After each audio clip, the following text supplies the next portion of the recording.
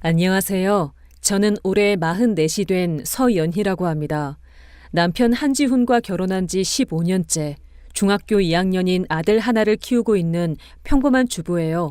아니, 평범했다고 말하는 게 맞겠네요. 제가 오늘 이렇게 사연을 올리게 된 건 제 인생에서 가장 큰 배신을 당했고 그 배신에 제대로 된 응징을 해줬기 때문입니다. 지금부터 제 이야기를 시작할 테니 끝까지 들어주시면 감사하겠습니다. 저는 남편을 27살에 만났어요. 당시 저는 디자인 회사에서 일하는 직장인이었고 남편은 대기업에 막 입사한 29살 신입사원이었습니다. 소개팅으로 만났는데 첫인상부터 참 성실해 보이고 믿음직스러워 보이더라고요. 남편은 키도 크고 외모도 준수한 편이었지만 무엇보다 제가 마음에 들었던 건 저를 대하는 태도였어요. 데이트할 때마다 제 말을 경청해주고 작은 것 하나하나 신경 써주는 모습이 정말 좋았습니다. 연애 2년 만에 우리는 결혼을 했어요. 저는 29, 남편은 31의 나이였죠. 결혼식 날 남편이 제 손을 꼭 잡으면서 이렇게 말하던 게 기억나요. 연희야, 나 진짜 열심히 살게. 우리 가족 잘 먹고 잘 살 수 있게 내가 정말 최선을 다할게. 평생 널 행복하게 해줄게. 약속해. 저는 그 말을 믿었습니다. 아니, 의심할 이유가 전혀 없었어요. 신혼 초부터 남편은 정말 모범적인 남편이었거든요. 회식이 있어도 2차는 절대 안 가고 주말에는 저랑 데이트하거나 집에서 같이 시간을 보냈습니다. 결혼 2년 차에 아들 한준이를 낳았어요. 남편은 아들을 정말 예뻐했습니다. 밤에 애가 울면 제가 깨기도 전에 먼저 일어나서 분유를 타주고 주말에는 아들을 유모차에 태워 산책을 다니곤 했죠. 저는 아이를 낳고 회사를 그만뒀어요. 원래는 1년 육아휴직 후 복직할 계획이었는데 막상 아이를 키워보니 제 손으로 직접 키우고 싶더라고요. 남편도 제 결정을 존중해 줬습니다. 연희야, 네가 하고 싶은 대로 해. 내가 열심히 벌어올 테니까 넌 우리 아들이랑 행복하게 지내. 나중에 준이가 좀 크면 그때 네가 하고 싶은 일 다시 시작해도 되고 우리 천천히 가자. 그렇게 저희는 평범하지만 행복한 가정을 꾸려나갔습니다. 남편은 직장에서도 인정받아 빠르게 승진했고 저는 아들을 키우면서 틈틈이 프리랜서로 디자인 일을 조금씩 했어요. 문제는 결혼 8년 차, 그러니까 2017년에 터졌습니다. 당시 남편은 회사에서 대리로 승진한 지 얼마 안 된 때였어요. 어느 날 남편이 저한테 중국 출장을 2주 정도 다녀와야 한다고 했습니다. 여보, 이번에 중국 상해 쪽에 협력사 미팅이 잡혀서 출장 좀 다녀와야 할 것 같아. 길면 2주 정도 걸릴 수도 있대. 미안해. 준이 혼자 보기 힘들면 우리 엄마 모셔올까? 괜찮아. 우리 아들 이제 7살인데 내가 못 볼까 봐? 당신 일 잘하고 와. 몸 건강히 잘 챙겨 먹고. 고마워, 여보. 내가 가서 중국 길거리 음식 구경도 하고 사진 많이 찍어서 보여줄게. 준이한테 선물도 사올게. 저는 의심 없이 남편을 보냈어요. 그런데 출장 일주일째 되던 날 남편 회사 동료의 부인이자 제 친구인 은지 언니한테 연락이 왔습니다. 연희야, 너 지금 시간 돼? 잠깐 통화 좀 하자. 중요한 얘기가 있어. 언니, 무슨 일이야? 목소리가 왜 그래? 연희야, 내가 이 말을 해야 되나 말아야 되나 진짜 고민 많이 했는데 그냥 모르는 척하고 넘어가기엔 네가 너무 불쌍할 것 같아서. 지훈이 오빠 지금 중국 출장 가 있지? 왜? 무슨 일 있어? 우리 남편이 어제 술 먹고 집에 와서 실수로 얘기했는데 지훈이 오빠가 회사 후배 여직원이랑 같이 출장 갔대. 그것도 둘이서만. 그 여자가 누군지는 우리 남편도 잘 모른다는데 영업팀 신입사원이라던데? 순간 머릿속이 하얘지는 느낌이었어요. 아니, 남편이 저한테 거짓말을 했다고?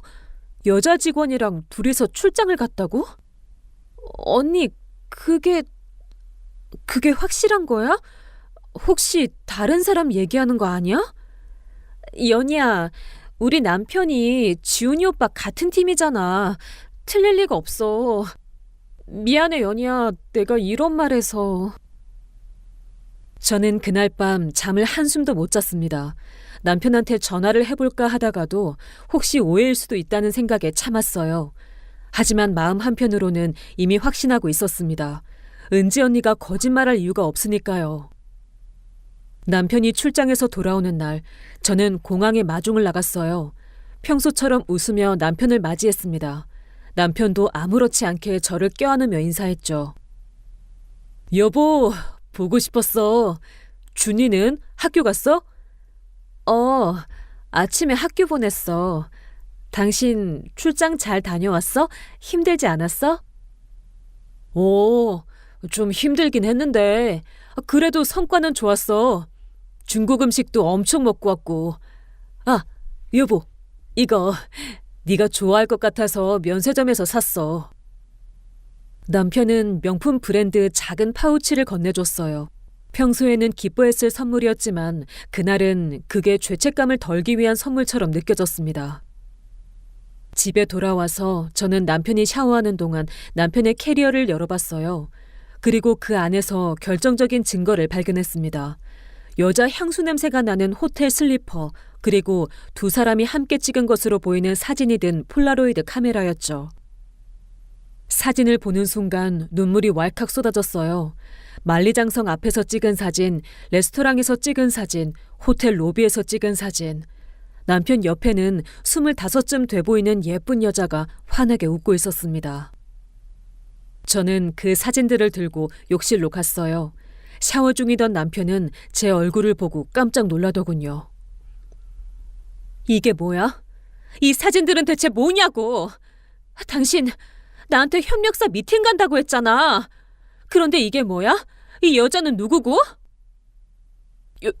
여보, 그게 아니라. 아니긴 뭐가 아냐. 내가 바보야?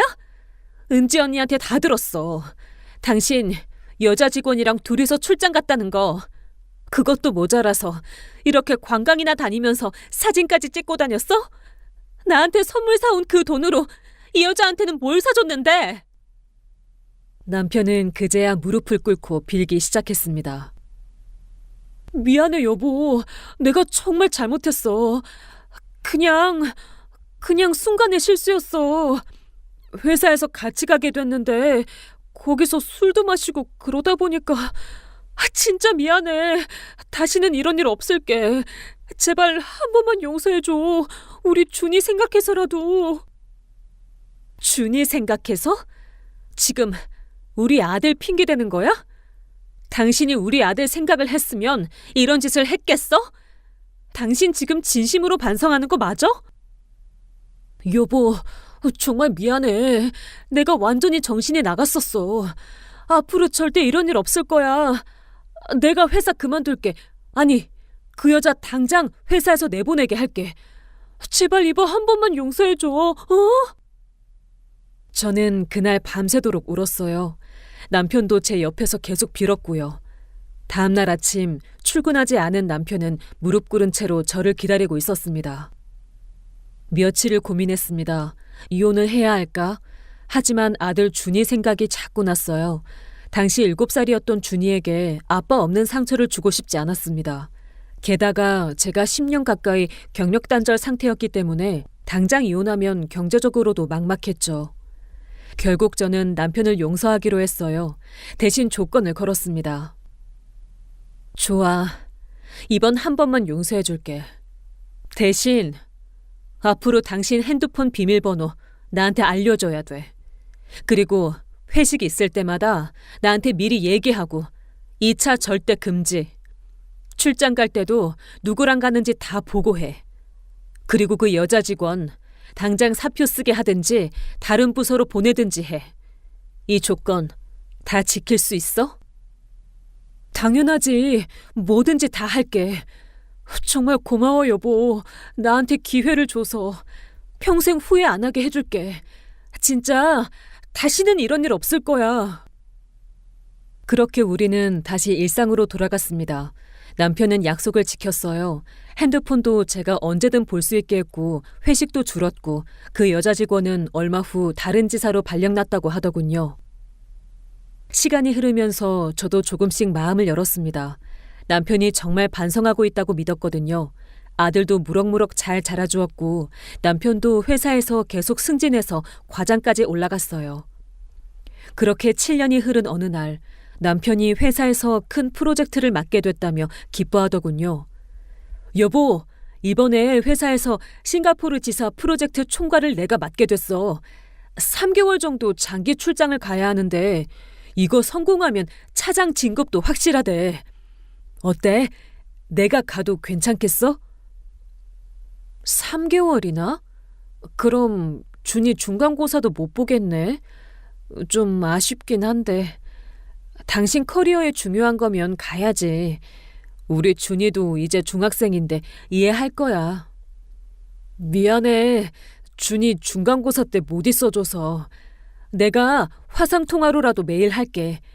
그리고 여보, 나 이번엔 정말 일만 하고 올 거야. 걱정하지 마. 7년 전 그 일 이후로 나 정말 정신 차리고 살았잖아. 그치? 그래. 나도 당신 믿어. 조심히 다녀와. 몸 건강 잘 챙기고. 그렇게 남편은 4월 초에 싱가포르로 출장을 떠났습니다. 처음 한 달은 정말 아무 문제가 없었어요.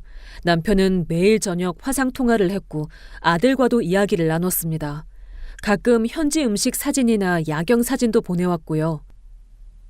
여보, 오늘 싱가포르 유명한 호커센터라는 데서 밥 먹었어. 여기 진짜 맛있더라. 나중에 우리 같이 와서 먹자. 그래, 사진 보니까 정말 맛있어 보이네. 당신 혼자 먹기 아까운데? 몸 조심하고 너무 매운 거는 먹지 마. 알았어. 준이는 학교 잘 다니고 있어? 잘 다니고 있어. 요즘 미술 숙제하느라 열심이야. 준이야, 아빠 전화 왔어. 인사해. 아빠, 안녕하세요. 잘 지내고 계세요? 그래, 준아. 아빠 잘 지내고 있어. 너도 엄마 말씀 잘 듣고 학교 열심히 다녀야 한다. 이렇게 평범한 일상이 계속되었습니다. 저는 남편이 정말 일만 하고 있다고 믿었어요. 7년 전 그 일이 있은 후로 남편이 달라졌다고, 이제는 정말 반성했다고 생각했거든요. 하지만 출장 2번째 달 5월 초부터 뭔가 이상하다는 느낌이 들기 시작했습니다. 가장 먼저 눈치챈 건 화상통화 시간이 불규칙해진 거였어요. 처음에는 매일 저녁 9시쯤 전화가 왔는데 어느 순간부터는 11시가 넘어서야 전화가 오기 시작했습니다. 여보, 오늘 통화 왜 이렇게 늦어? 무슨 일 있었어? 아, 미안. 오늘 미팅이 길어져서. 저녁도 못 먹고 지금 막 끝났어. 그래? 힘들었겠다. 그래도 저녁은 챙겨 먹어야지. 지금 룸서비스 시켜서 먹을 거야. 걱정하지 마. 처음에는 그러려니 했어요. 해외 출장이니까 일정이 불규칙할 수도 있다고 생각했죠. 하지만 이런 일이 일주일 내내 계속되니까 이상하다는 생각이 들더군요. 그리고 남편의 SNS에 올라온 사진들을 보다가 이상한 점을 발견했어요. 5월 10일쯤이었나요? 남편이 인스타그램에 레스토랑에서 찍은 사진을 올렸는데 테이블에 와인잔이 2개 놓여 있는 거예요. 처음에는 혼자 먹다가 웨이터가 실수로 2개 놓았나 싶었어요. 하지만 자세히 보니까 2잔 다 와인이 따라져 있고 한 잔은 립스틱 자국까지 살짝 보였습니다. 그리고 배경을 더 유심히 보니 희미하게 여자의 그림자가 보였어요. 제 가슴이 철렁했습니다. 아니야, 설마 하면서도 불안한 마음을 떨쳐낼 수가 없었어요. 저는 즉시 남편에게 전화를 걸었습니다. 여보, 나야. 지금 통화 괜찮아? 괜찮아. 무슨 일이야?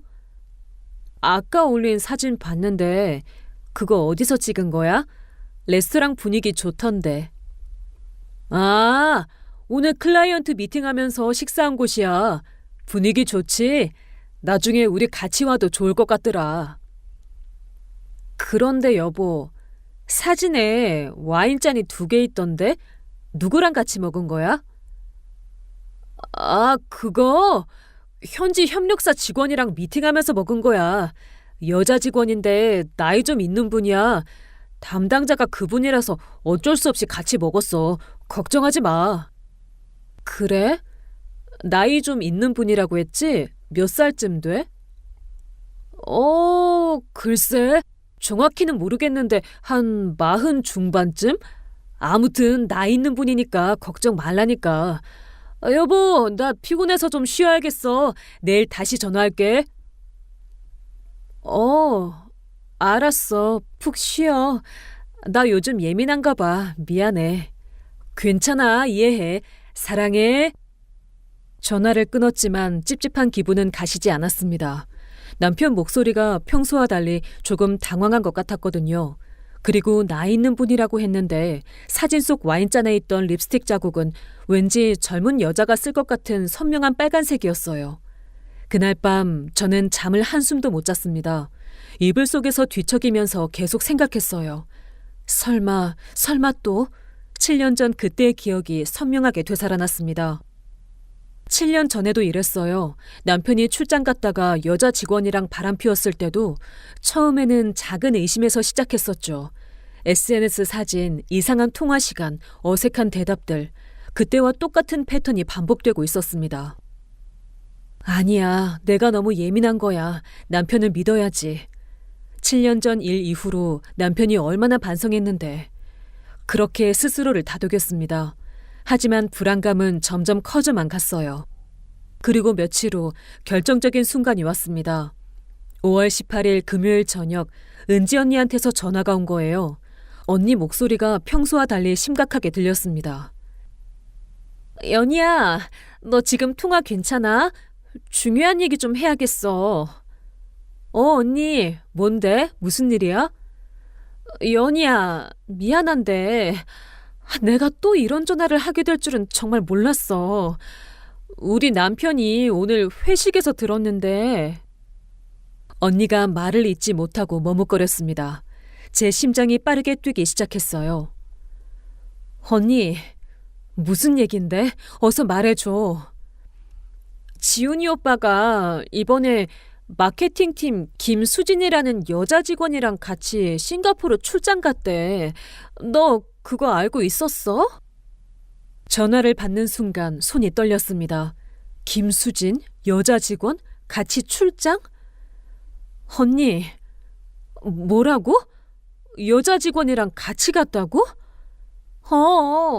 우리 남편이 오늘 회식에서 영업팀 사람들이랑 얘기하다가 들었대. 연희야, 혹시 지훈이 오빠가 너한테 말 안 했어? 언니, 김수진이라고 했어? 그 사람 몇 살이야? 어떤 사람이야? 우리 남편 말로는 29살이래. 마케팅팀 대리고. 연희야, 그리고 하나 더 있어. 그 사람이 7년 전에 지훈이 오빠랑 문제 있었던 그 여자 직원 기억나지? 은경이? 그 은경이의 친구였던 것 같은데. 우리 남편이 그때 그 얘기 나오면서 같이 했거든. 머릿속이 새하얘졌어요. 7년 전 그 여자의 친구? 은경이의 친구? 그럼 그때 일을 다 알고 있다는 얘기잖아요. 그런 사람과 남편이 3개월 동안 해외에서 같이 있다고? 언니, 잠깐만. 그러니까 7년 전 그 은경이라는 여자 있잖아. 그 여자 친구가 김수진이라는 거야? 그리고 그 김수진이 지금 싱가포르에서 우리 남편이랑 같이 있다고?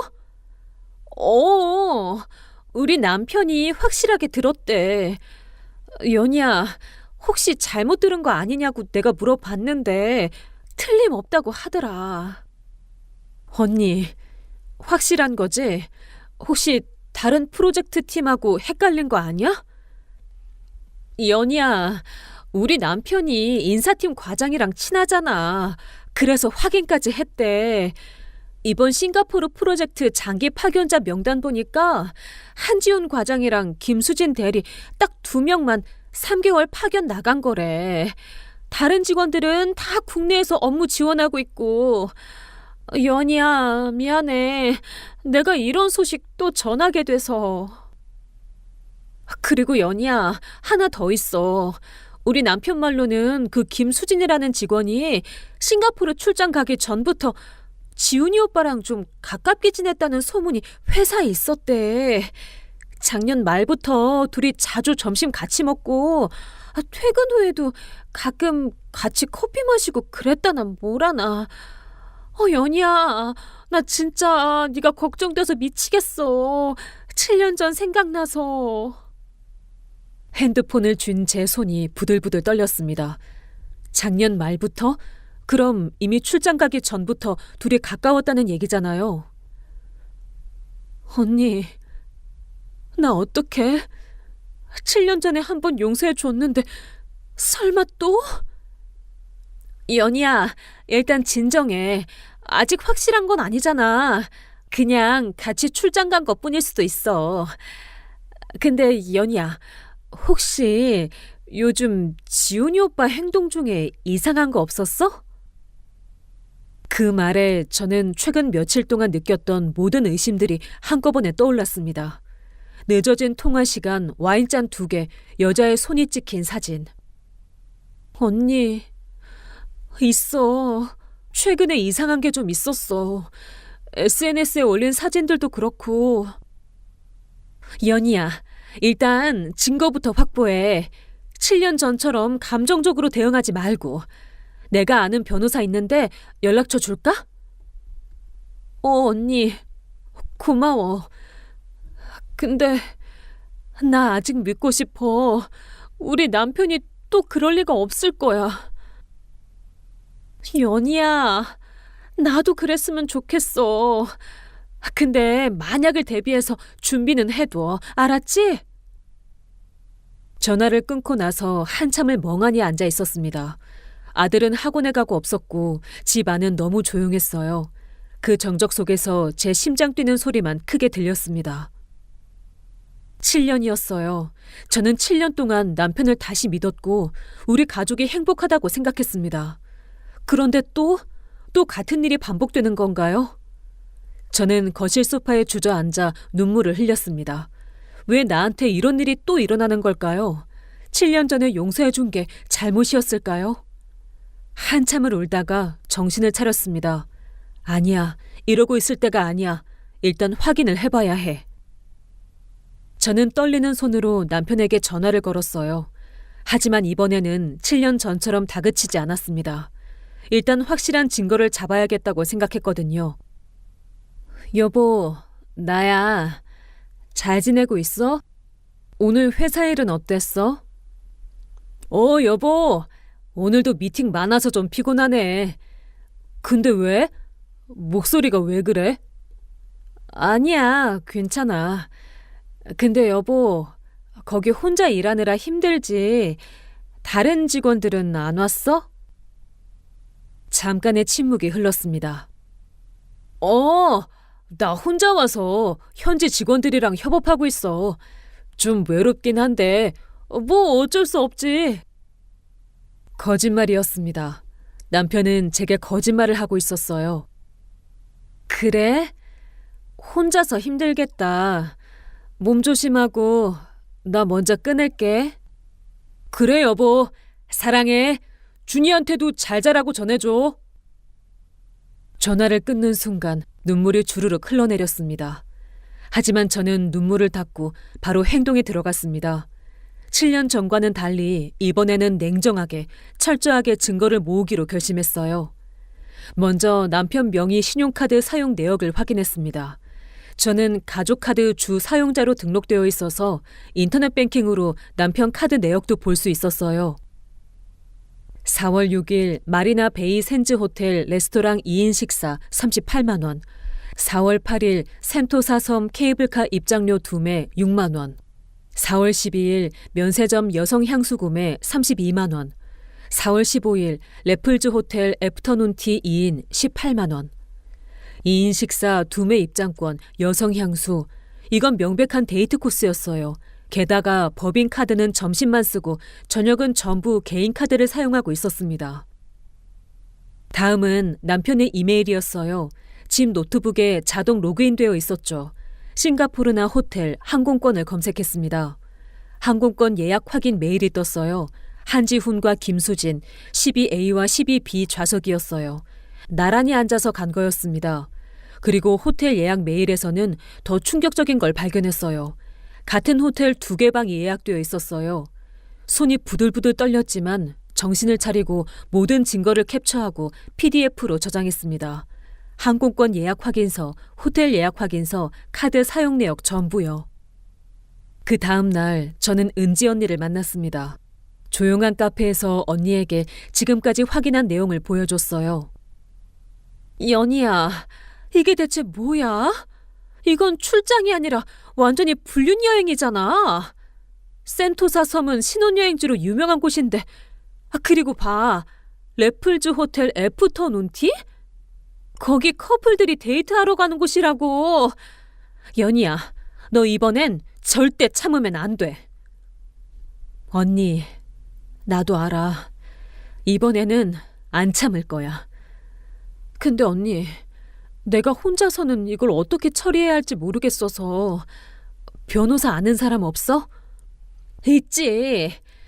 우리 고등학교 동창 중에 가사 전문 변호사 하는 애 있어. 내가 연결해 줄게. 연희야, 이번에는 제대로 해야 해. 7년 전에 한번 용서해 줬는데 또 이러는 거면 그건 남자가 너를 우습게 보는 거야. 저는 언니가 소개해준 변호사를 만났습니다. 박서영 변호사님이라는 분이었는데 40대 중반에 차분하고 똑부러지는 느낌의 여성분이었어요. 서연희님, 제가 지금까지 가져오신 자료들 쭉 봤는데요. 일단 배우자의 부정행위를 입증할 수 있는 정황 증거는 충분합니다. 카드 사용 내역, 항공권 및 숙박 예약 내역, 이 정도면 법정에서도 인정될 수 있어요. 다만 더 확실한 증거가 있으면 좋겠네요. 더 확실한 증거요? 어떤 건가요? 예를 들면 두 사람이 함께 있는 사진이나 영상 또는 메시지 대화 내용 같은 거요. 혹시 남편분 휴대폰 카카오톡이나 메신저 내역은 확인해 보셨어요? 남편이 출장 가기 전에 확인했을 때는 이상한 게 없었어요. 근데 출장 간 후로는 확인을 못했네요. 남편분이 클라우드 백업을 사용하신다면 혹시 같은 계정으로 로그인된 다른 기기는 없으신가요? 아이패드나 노트북 같은 거요. 순간 생각났습니다. 집에 남편이 쓰던 아이패드가 있었어요. 저는 급히 집으로 돌아가서 아이패드를 켰습니다. 아이패드에 카카오톡을 열어봤어요. 다행히 자동 로그인이 되어 있었습니다. 그리고 김수진과의 대화방을 발견했습니다. 대화 내용을 보는 순간 눈물이 쏟아졌어요. 김수진이 오빠한테 오늘 저녁 뭐 먹을 거냐고 어제 갔던 칠리크랩 맛집에 또 갈까 물어봤더군요. 그러자 남편은 오늘은 좀 더 럭셔리하게 마리나 베이샌즈 꼭대기 레스토랑에 가자고 했습니다. 김수진은 거기 예약하기 엄청 어렵다면서 남편을 최고라고 치켜 세웠어요. 그러자 남편은 우리 수진이 위해서라면 뭐든지 한다고 답했습니다. 더 스크롤을 내렸습니다. 김수진이 내일 센토사 가는 게 너무 기대된다면서 케이블카 타면서 사진 많이 찍자고 했어요. 남편은 예쁘게 찍어주겠다고 하면서도 SNS에는 올리지 말라고 신신당부했습니다. 김수진은 당연하다면서 걱정하지 말라고 둘만의 추억으로 남기겠다고 답했더군요. 그리고 결정적인 대화가 있었습니다. 남편이 김수진에게 한국 돌아가서도 계속 만날 수 있을지 물었어요. 김수진은 당연하다면서 자기는 남편 없으면 못 살 것 같다고 했습니다. 그리고 7년 전부터 남편을 좋아했던 거 남편도 알지 않냐고 덧붙였어요. 남편은 미안하다고 하면서 그때는 정신이 없어서 은경이랑 그렇게 됐었는데 그게 들통나는 바람에 어쩔 수 없었다고 했습니다. 그러면서 이번에 김수진이랑 같이 출장 오게 돼서 너무 좋고 7년 만에 기회가 온 것 같다고 말했어요. 그러자 김수진이 물었습니다. 나중에 이혼하면 자기랑 결혼할 거냐고요. 남편의 대답은 이랬습니다. 준이가 아직 어려서 조금만 시간을 달라고. 준이가 고등학생 되면 그때 생각해 보겠다고요. 은경이라는 이름 7년 전 남편이 바람폈던 그 여자 이름이었습니다. 김수진은 그 은경의 친구였고 7년 전부터 남편을 좋아했다는 거였어요. 그리고 남편은 저랑 이혼까지 생각하고 있었습니다. 저는 떨리는 손으로 대화 내용을 전부 캡처했습니다. 사진도 있었어요. 둘이 호텔 수영장에서 찍은 사진, 레스토랑에서 와인 마시며 찍은 사진, 손을 잡고 걷는 뒷모습 사진. 모든 증거를 캡처하고 클라우드에 백업한 후 저는 박서영 변호사님께 다시 연락했습니다. 서연희님, 이 정도면 완벽한 증거예요. 카카오톡 대화 내용에서 두 사람의 관계가 명확히 드러나고 사진 자료도 있고요. 게다가 남편분이 이혼까지 언급했다는 건 매우 중요한 증거가 됩니다. 이제 어떻게 하실 건가요? 변호사님, 저 이번에는 절대 용서 안 할 거예요. 이혼하고 싶어요. 근데 제가 경력단절 주부라서 당장 이혼하면 경제적으로 힘들 것 같아요. 어떻게 해야 할까요? 일단 재산 상황부터 파악해야 해요. 결혼 전 받으신 재산이나 결혼 후 형성된 재산 중 서연희님 명의로 된 게 있나요? 저희 지금 사는 아파트가 결혼 전에 제 부모님이 사주신 거라 제 단독 명의예요. 시세가 지금 한 8억 정도 될 거예요. 그럼 그 아파트는 서연희님의 고유 재산이니까 재산분할 대상이 아니에요. 남편 명의 재산은 어떻게 되나요? 남편은 회사 다니면서 모은 예금이랑 주식이 한 2억 5천 정도 있고요. 퇴직금도 좀 있을 거예요. 그럼 남편 명의 재산의 50%는 재산분할로 받으실 수 있고 유책 배우자니까 위자료도 청구할 수 있어요. 이 정도 증거면 위자료 5천만 원 정도는 충분히 받으실 수 있을 것 같고요. 양육비도 남편 소득 수준 보면 월 100만 원 정도는 받으실 수 있을 거예요. 변호사님, 그런데 제가 한 가지 하고 싶은 게 있어요. 뭔가요? 남편한테 제대로 복수하고 싶어요. 그냥 조용히 이혼하고 끝내기는 너무 억울해요. 7년 전에도 한번 용서해 줬는데 또 이렇게 배신하다니. 변호사님, 제가 할 수 있는 게 뭐가 있을까요? 박서영 변호사님은 잠시 생각하시더니 조심스럽게 말씀하셨습니다. 서연희님 마음 충분히 이해합니다. 다만 복수라는 게 불법적인 방법을 쓰시면 안 돼요. 합법적인 선에서 할 수 있는 건 예를 들면 회사에 알리는 거죠. 남편분이 출장을 가장해서 불륜 여행을 다녔다는 건 회사 입장에서도 징계 사유가 될 수 있거든요. 특히 법인카드를 사적으로 사용한 정황도 있다면서요. 그 말을 듣는 순간 머릿속이 환해졌습니다. 변호사님, 그럼 제가 남편 회사에 익명으로 제보를 하면 어떻게 될까요? 대기업들은 대부분 내부 신고 시스템이 있어요. 익명으로 제보할 수 있죠. 다만 증거 자료가 있어야 회사에서 조사를 시작할 거예요. 님이 가지고 계신 카드 사용 내역, 호텔 예약 내역 같은 거 제출하시면 될 것 같은데 카카오톡 대화 내용은 개인 사생활 침해 소지가 있으니 회사에는 제출 안 하시는 게 좋을 것 같고요. 저는 결심했습니다. 남편에게 제대로 된 대가를 치르게 하기로요. 그날 밤 저는 남편 회사 홈페이지에 들어가서 내부 신고 시스템을 찾았습니다. 윤리경영제보센터라는 게 있더군요. 익명으로 제보할 수 있다고 적혀 있었어요. 저는 차분하게 제보 내용을 작성했습니다.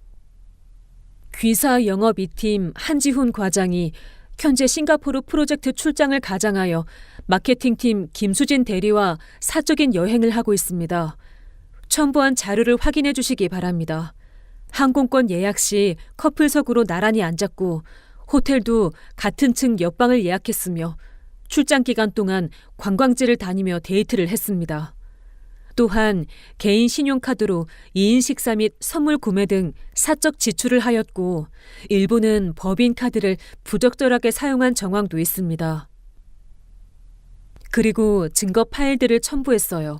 항공권 예약 내역, 호텔 예약 내역, 신용카드 사용 내역, 그리고 두 사람이 관광지에서 찍은 사진 몇 장. 제출 버튼을 누르는 순간 손이 떨렸습니다. 하지만 저는 망설이지 않았어요. 이제 시작이었습니다. 제보를 한 다음 날부터 저는 본격적으로 준비에 들어갔습니다.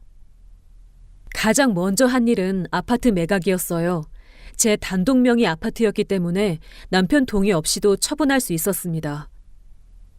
어머님, 이 아파트면 요즘 시세가 8억 정도 하는데요. 근데 왜 급하게 파시려고 하세요? 개인적인 사정이 있어서요. 빨리 처분하고 싶은데 얼마 정도에 내놓으면 빨리 나갈까요? 7억 5천만 원 정도로 내놓으시면 일주일 안에 계약 들어올 거예요. 예상대로 사흘 만에 계약이 들어왔습니다. 젊은 부부가 전세 살다가 집을 사려고 알아보던 중이었대요. 계약금 5천만 원을 받고 6월 5일에 잔금을 치르고 바로 입주하기로 했습니다. 남편이 귀국하기 닷새 전이었어요. 그 다음은 이사 준비였습니다. 친정 오빠에게 전화를 했어요. 오빠, 나 남편한테 또 당했어. 7년 전처럼 또 바람 피웠어. 이사 좀 도와줄 수 있어? 그 새끼가 또? 당연히 도와줘야지. 언제 할 건데? 그 사람 6월 10일에 귀국하거든. 6월 3일쯤 하면 될 것 같아. 아들 학교에서 버스로 30분 거리에 괜찮은 빌라를 찾았어요. 전세 2억이었는데 아파트 매각 대금으로 충분히 낼 수 있었죠. 아들 준이에게도 조심스럽게 말했습니다. 준아, 엄마가 할 얘기가 있어. 엄마랑 아빠랑 조금 안 좋은 일이 있어서 우리 다른 집으로 이사 가려고 해. 엄마, 아빠가 또 그랬어? 7년 전처럼? 괜찮아, 엄마. 나 이제 중학생이야. 엄마가 결정하는 대로 따를게. 엄마 편이야. 한편 남편 회사에서는 제 제보 이후로 내부 조사가 시작된 것 같았어요. 은지 언니한테 전화가 왔습니다. 연희야, 우리 남편이 그러는데 회사에서 난리 났대. 한지훈 과장이랑 김수진 대리건으로 인사팀에서 조사 들어갔다는데? 징계위원회 열릴 수도 있대. 6월 3일 드디어 이사하는 날이었습니다. 오빠가 직원들을 데리고 와서 오전 9시부터 오후 3시까지 짐을 쌌어요. 제 옷까지 아들 물건들, 생활용품들을 전부 챙겼습니다. 남편 물건은 친정 오빠 창고에 보관했어요. 새 집으로 이사를 마쳤습니다. 작은 빌라였지만 깨끗하고 아늑했어요. 6월 5일 아파트 잔금 처리가 끝나고 새 주인이 입주했습니다. 30대 초반으로 보이는 젊은 부부와 2살배기 아기였어요. 그렇게 15년 동안 살았던 집의 주인이 바뀌었습니다. 6월 10일 남편 귀국일이었습니다. 남편은 인천공항에 오후 5시에 도착하는 비행기를 탔어요. 저는 그 시간에 새 집에서 아들이랑 저녁을 준비하고 있었습니다. 오후 6시 40분쯤 남편한테서 전화가 왔습니다. 여보, 나 도착했어. 근데 이게 무슨 일이야? 우리 집에 다른 사람들이 살고 있어. 비밀번호 눌렀는데 안 맞아서 초인종 눌렀더니 모르는 남자가 나왔다고. 이게 대체 무슨 상황이야? 당연히 다른 사람이 살고 있지. 그 집 팔았거든. 뭐? 미친 거 아니야? 집을 팔아? 내 동의도 없이? 여보, 지금 장난치는 거야? 어? 장난 아니야. 진짜로 그 집 팔았어. 6월 5일에 잔금 다 받고 새 주인한테 넘겼어. 4명이 집인데 내가 팔면 안 돼? 여보, 그래도 우리가 15년 동안 살던 집인데 왜 갑자기 이러는 거야? 도대체 무슨 일이야? 당신이 싱가포르에서 김수진이랑 뭐 하고 다니는지 다 알아. 센토사 섬도 가고 마리나 베이 샌즈에서 2인 식사도 하고 호텔 옆방 잡아놓고 신나게 놀았지? 카드 사용 내역 다 봤어. 항공권 나란히 앉아서 간 것도 알고 카카오톡 대화 내용도 다 봤어. 우리 수진이 위해서라면 뭐든지 하지. 맞지? 말이 없네? 그리고 뭐라고 했더라? 준이가 고등학생 되면 이혼 생각해 본다고? 나 이제 당신 말 안 믿어. 그리고 당신 회사에도 다 알렸어. 익명으로 제보했지. 출장을 가장해서 불륜여행 다닌 거. 법인카드 사적으로 쓴 거 다 증거 붙여서 보냈어. 뭐라고? 회사에? 여보, 당신 지금 무슨 짓을 한 거야? 그럼 나 회사에서 잘릴 수도 있어. 제발 취소해줘. 그래, 잘리면 잘리는 거지. 나는 상관없어. 아, 그리고 당신 짐은 우리 오빠 창고에 있으니까 찾아가. 주소는 나중에 문자로 보내줄게. 할 얘기 없어. 변호사 통해서 연락할게. 이혼 소송 들어갈 거니까. 여보, 여보, 제발 문 좀. 아니, 연희야! 저는 전화를 끊어버렸습니다. 그리고 바로 남편을 차단했어요. 10분쯤 지나서 남편한테서 카카오톡으로 메시지가 수십 통 왔습니다. 그 메시지를 보면서도 아무런 감정이 느껴지지 않았습니다. 다음 날 은지 언니한테서 전화가 왔습니다. 연희야, 한지훈 과장 어제 회사 인사팀에서 호출당했대. 그리고 오늘 아침에 징계위원회 회부 통보받았다더라. 김수진 대리도 마찬가지고. 회사에서 완전 난리 쳤대. 집도 없어지고 아내한테 이혼 통보받았다고 울고불고 했다나 뭐라나. 며칠 후 박서영 변호사님한테서 연락이 왔습니다. 서연희님, 남편 측 변호사한테서 연락 왔어요. 협의 이혼하고 싶대요. 남편 측에서는 위자료 3천만 원, 재산분할 40%, 양육비 월 80만 원 제시했어요. 안 돼요. 위자료 5천만 원, 재산분할 50%, 양육비 월 100만 원 아니면 재판으로 가겠다고 하세요. 일주일 후 남편 측에서 제 조건을 받아들이겠다고 연락이 왔습니다. 증거가 확실하니까 재판 가면 더 불리할 게 뻔했겠죠. 조정 기일 날 법원에서 남편을 처음 마주쳤습니다. 석 달 만에 보는 남편은 많이 초췌해져 있었어요. 연희야, 우리 정말 이렇게 끝나야 돼? 미안해. 회사에서도 지금 감봉 3개월에 다른 부서로 발령났어.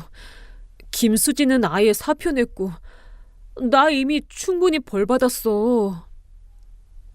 그건 당신이 받아야 할 당연한 대가야. 나는 이혼할 거야. 조정 조서가 작성되었습니다. 위자료 5천만 원, 재산분할 1억 2,500만 원, 양육비 월 100만 원, 양육권 모 서연희. 조정이 끝나고 나오는데 남편이 복도에서 기다리고 있었어요.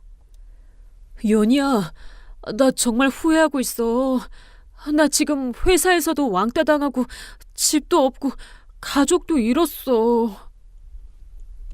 그럴 줄 알았으면 애초에 안 했겠지. 근데 당신은 했잖아. 2번씩이나. 양육비 잘 보내. 밀리면 법적으로 조치 취할 거야. 저는 남편을 뒤로 하고 법원을 나왔습니다. 7월 말 남편으로부터 위자료와 재산분할금 총 1억 7,500만 원을 받았습니다. 저는 이 돈으로 제대로 된 작업 환경을 만들었어요. 집 작은 방을 작업실로 꾸미고 고성능 컴퓨터와 디자인 소프트웨어를 구입했습니다. 예전에 함께 일했던 디자인 회사 선배들에게 연락을 돌렸어요. 연희야, 네가 다시 일 시작한다니 반갑네. 마침 우리 회사에서 외주 디자이너 찾고 있었는데 한번 해볼래? 처음 받은 프로젝트를 완성해서 제출했고 선배한테서 좋은 평가를 받았습니다. 그렇게 하나 둘씩 일이 들어오기 시작했어요. 3개월쯤 지났을 때 저는 한 달에 300만 원 정도를 벌 수 있게 되었어요. 남편한테서 받은 양육비 100만 원까지 합치면 한 달에 400만 원, 둘이 살기에 충분했습니다. 10월 한 중소기업에서 저에게 정규직 제안이 왔습니다. 서연희님, 저희 회사 디자인팀 팀장으로 와주실 수 있으세요? 연봉은 5천만 원 선에서 협의 가능하고요. 아들과 상의했습니다. 엄마, 좋은 기회인 것 같은데? 나는 이제 중학생이야. 혼자서도 잘 지낼 수 있어. 엄마가 하고 싶으면 해. 결국 저는 그 제안을 받아들였습니다. 11월부터 정규직 디자인 팀장으로 일하게 되었어요. 12월 남편한테서 전화가 왔습니다. 연희야, 나야. 오늘 준이 양육비 송금했고 크리스마스 선물도 보냈어. 연희야, 너 요즘 어떻게 지내? 일 시작했다고 들었는데. 디자인 회사 팀장으로 일하고 있어. 그래, 잘 됐다. 연희야, 나 너한테 할 말이 있어. 나 매일매일이 후회 연속이야. 회사에서도 완전히 왕따 당하고 친구들도 다 나한테 등 돌렸어. 김수진이도 연락 끊었고 나 진짜 다 잃었어. 그건 네가 자초한 일이야. 나는 이제 네 과거야. 너도 이제 앞으로 살아가야 해. 양육비만 잘 보내줘. 알았어. 연희야, 그래도 한 가지만 말하고 싶어. 나 15년 동안 너랑 결혼 생활했던 거 후회하지 않아. 내가 바보 같은 짓을 한 것만 후회해. 전화를 끊고 창밖을 바라봤습니다. 12월에 차가운 바람이 불고 있었지만 제 마음은 따뜻했어요. 크리스마스 이브 아들과 함께 작은 파티를 했습니다. 엄마, 올해 크리스마스가 제일 좋은 것 같아. 작년에는 아빠랑 엄마가 자꾸 싸워서 분위기 안 좋았는데 올해는 우리 둘이라서 더 편하고 좋아. 엄마도 그래. 준아, 내년에는 우리 더 좋은 일들만 있었으면 좋겠다. 당연히 그럴 거야. 우리 행복할 거야. 여러분, 제 사연 여기서 마치겠습니다. 저는 7년 전에 한 번 배신당하고 용서했습니다.